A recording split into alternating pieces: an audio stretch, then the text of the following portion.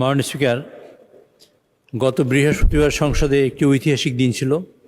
সংসদের ইতিহাসে খুব কম সংখ্যকবারই সরকারি দল এবং বিরোধী দল একই বিষয়ে একমত হয়েছে। 1991 সালে সংবিধানের একাদশ এবং দ্বাদশ সংশোধনীর মাধ্যমে সরকারি দল ও বিরোধী দল একমত হয়ে রাষ্ট্রপতি শাসিত সরকার থেকে সংসদীয় ব্যবস্থায় সরকারি পরিবর্তনের জন্য সংবিধান সংশোধন করেছিল। এরপর এই ধরনের ঐকমত্য খুব একটা দেখা দেয়নি। সাম্প্রতিক জ্বালানি পরিস্থিতি মোকাবেলায় করণীয় নির্ধারণ একটি কমিটি গঠন সরকারি দল ও বিরোধী দল একমত হয়েছে।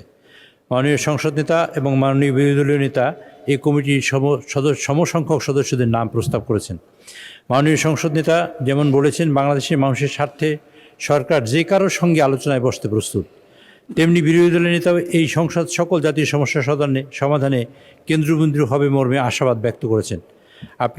মাননীয় স্পিকার, আপনি যেমন আশা প্রকাশ করেছেন, সরকার ও বিরোধী দল এভাবে যদি সহযোগিতার মাধ্যমে অগ্রসর হয় তাহলে যে কোনো পরিস্থিতিতে মোকাবেলা করা সম্ভব হবে। তাই আমার প্রস্তাব, মাননীয় স্পিকার, মাননীয় সংসদ নেতার অনুমতিক্রমে এবং মাননীয় বিরোধী দলীয় নেতার প্রস্তাব মতে সংসদ নেতার পক্ষে আমি মোহাম্মদ নুরুল ইসলাম 110/2 বাংলাদেশ জাতীয় সংসদের চিফ হুইপ প্রস্তাব করছি যে গণপ্রজাতন্ত্রী বাংলাদেশের সংবিধানের 76 অনুচ্ছেদ অনুযায়ী জাতীয় সংসদের কার্যপ্রণালী বিধির 266 বিধি অনুসারে সাম্প্রতিক জ্বালানি নিয়ে উদ্ভূত পরিস্থিতি মোকাবেলায় করণীয় সম্পর্কে সুপারিশ সহ সংসদে রিপোর্ট প্রদান এ নিমিত্তে নিম্নলিখিত মাননীয় সংসদ সদস্যগণের সমন্বয়ে নিম্নবর্ণিত কার্যপরিধি ও মেয়াদসহ 10 সদস্য বিশিষ্ট ত্রয়োদশ জাতীয় সংসদের বিশেষ কমিটি গঠন করা হোক।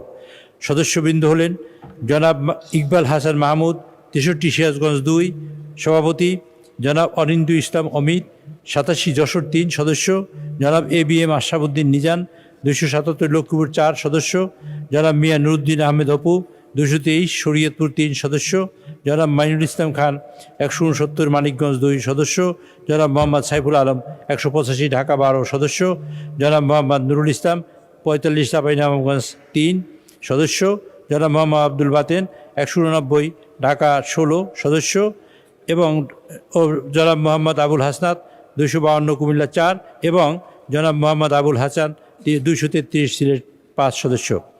এই কমিটির পরিধি হবে সাম্প্রতিক জ্বালানি উদ্ভূত পরিস্থিতি মোকাবেলায় করণীয় সম্পর্কে সুপারিশ সহ সংসদে রিপোর্ট প্রদান করা।